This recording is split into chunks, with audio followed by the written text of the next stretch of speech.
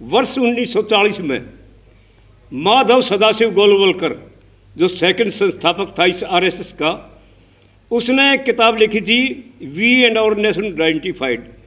और उस किताब में स्पष्ट लिखा था उन्होंने कि अगर भूल से सत्ता हाथ लग जाए, जिस तरह ये 2014 में लग गई, अगर भूल से सत्ता हाथ लग जाए तो उस देश की सरकारी संपत्ति, जल जंगल और ज़मीन अपने 2-3 धनाढ़ विश्वसनीय साथियों को सौंप दे और 95% देश में भूखमरी पैदा कर दे, ताकि 7 जन्म तक भी आपकी सरकार ना जाए। आरएसएस बीजेपी तो हमेशा से इस देश के लिए, इस देश के विरुद्ध ही रही है, मतलब कमी किसान और कमेरे वर्ग के खिलाफ ही रही है। इनका ऊपर खाया से, वो तो एक पैरासाइट प्लांट है इनके लिए। और इनको भगाने के लिए अब समय आ गया है, क्योंकि ये जो साजिश रची जा रही है, हेल बेच दी, मेल बेच दी, रेल बेच दी, तेल बेच दिया, मतलब हवाई अड्डे बेच दिए, बंदरगाह बेच दी, बाहर से नशा आ रहा है, सारा इन्हीं की बंदरगाह, हथियार आ रहे हैं सारे इन्हीं से। जो प्रशासनिक अधिकारी जो कभी राजा होते थे अपनी स्टेट के, अपने ज़िले के, आज उनकी हालत हो रही है, उनके ऊपर वो हर ऑफिस में निकरधारी बैठा रखे। हम भी जब जहाँ किसी काम खातर, मेरे बेटे एसपी डीसी जो न, जो एक राजा थे, वो अपना मुंह दबावें बात करने में भी, और फिर न्यू के धनखड़ साहब के कर हमारी चलती ही को ना। मतलब हालात ये हो रहा है कि सब कुछ बांध के गिर रखे है, और कोई थोड़ा बहुत एक आध कोई बोल देगा मेरा वर्गा। तो अभी तो इंडिया में कोरिया शासन आया नहीं है, जो आने की जो तैयारी चल रही है, उसमें क्या है कि अगर एक को कोई सज़ा देनी है तो उसकी 3 पीढ़ियाँ न भुगतनी पड़े, और तीसरी पीढ़ी में अगर कोई नहीं है, पेट में है, तो उस पेट वाले नहीं भुगतनी पड़ेगी कोरिया शासन में। और हमारे यहाँ मेरी घराड़ी पे भी, हेडमास्टरनी पे, उसकी छोरी पे, जो ये खापो प्रधान हरियाणा की विनोद बाला पे, उसकी छोरी ऑस्ट्रेलिया में बैठी, 3-3 पीढ़ियाँ मुकदमे हो लिए, और प्रॉपर्टी सीज करके और बिरन के हो रहा है, पर इन पर कोई फर्क नहीं पड़ता। ना इनने दिया, खोस लेंगे ऊपर लाओ और उससे फालतू दे दे है, वह कोई बड़ी कहानी को ना। पर ये जो हमने जो देखना है, ये साजिश ये आज से नहीं रची गई थी। वर्ष 1940 में माधव सदाशिव गोलवलकर, जो सेकंड संस्थापक था इस आरएसएस का, उसने एक किताब लिखी थी we and our nation identified. और उस किताब में स्पष्ट लिखा था उन्होंने कि अगर भूल से सत्ता हाथ लग जाए, जिस तरह ये 2014 में लग गई, अगर भूल से सत्ता हाथ लग जाए तो उस देश की सरकारी संपत्ति, जल जंगल और ज़मीन अपने 2-3 धनाढ़ विश्वसनीय साथियों को सौंप दे और 95% देश में भूखमरी पैदा कर दे, ताकि 7 जन्म तक भी आपकी सरकार ना जाए। और ये एक तरफ जो कहेगा हम तो जो नहीं, ये गैस और सिलेंडर इनकी कोई कमी को ना, और हालत यह हो रहा है अनाज की भी, उन पर भी, जित के भी हम गुजरा संडरी लाइन लाग रही से।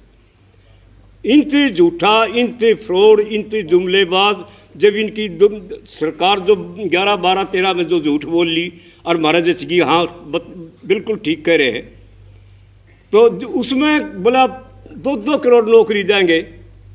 भाई 2-2 करोड़ नौकरी देने की कह दी, और ईव जब बुझे हैं तो को तो जुमले थे, 15-15 लाख थारे खाते मांगेंगे, वो ईव जुमले हो गए। और 2-2 करोड़ नौकरी मान लिया भारतवर्ष में, ये देवी देवताएं 33 करोड़ बताए, और बेरोजगार बालक से 24 करोड़ रहे। एक देवता एक ने तो नौकरी दे इसका है, झाड़ू की दे दे, पोछे की दे दे, क्या की दे दे। हमने मोदी तो मांगने की जरूरत को ना, इन देवता इस ले लो ने, एक बालक ने तो ला इसके है एक देवता, पर ना पाखंड घुमा के, और इन ने तो नौकरी तो खोस ली।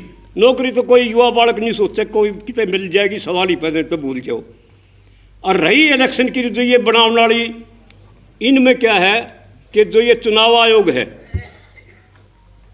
न्यायपालिका तो होली, वो तो बलराज मलिक जी बता देंगे बैठे सारे सबके मोहली सोली।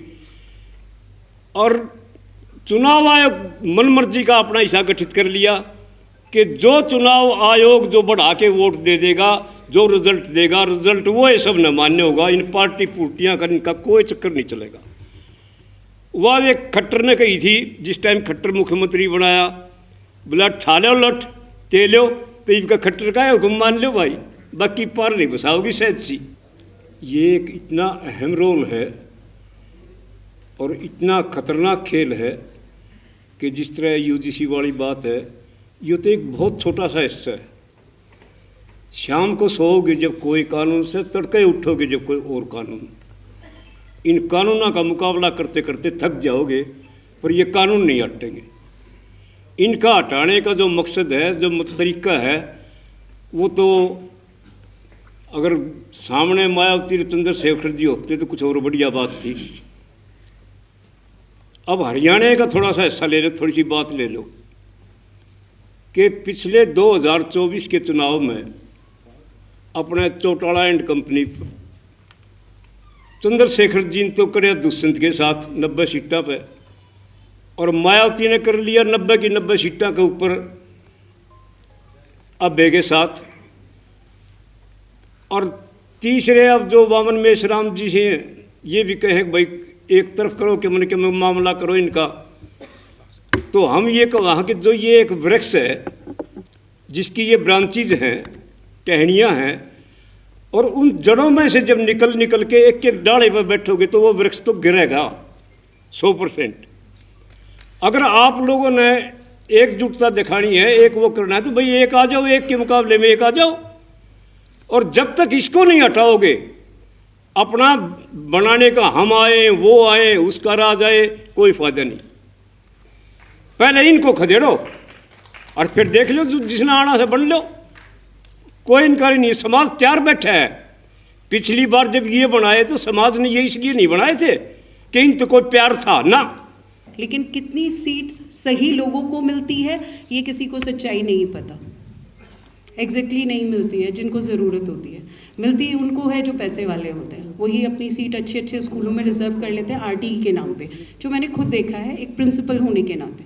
उसका विरोध भी किया है, उसके अगेंस्ट मैंने कुछ इंस्पेक्शन भी बिठाए थे कि that person is come in RTE और नॉट। ये आता है आरटीई से या नहीं आता है, जिसको ज़रूरत है उसको क्यों नहीं मिलता है। सेम सर, क्या 12th के बाद की पढ़ाई आसान है? जिनके पास पैसा नहीं है, बच्चा पढ़ना चाहता है, डॉक्टरी करना चाहता है, इंजीनियरिंग करना चाहता है, उसको स्कॉलरशिप और उसको अधिकार क्यों नहीं मिलते? सिर्फ एक पैसे वाले के लिए सीट होती है या फिर एक कम्युनिटी जर्नल जो कोटे में आते हैं उनके लिए आते हैं। यूजीसी का विरोध करना सबसे बड़ा, सरकार जो स्टे लगवाया है उसका रीज़न यही है कि ना देश पढ़ेगा ना बढ़ेगा और हमारी गुलामी करता रहेगा। तो उस गुलामी की जंजीरों को तोड़ने के लिए शुरुआत आज से करनी है, इसीलिए हमें खड़ा होना ज़रूरी है। और हम खड़े हैं। जाटों का समाज सर आता है, उसी चीज़ से आता है। जाट कहे जाते हैं न्याय के लिए खड़े होने के लिए माने जाते हैं।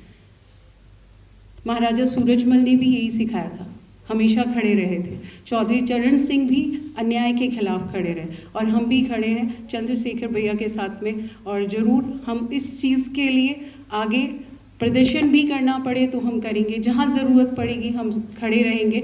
ये हमारे लिए भी है, ओबीसी भी, हम भी उसी में आते हैं, हमें भी वो करना बहुत ज़रूरी है। धन्यवाद, नमस्कार।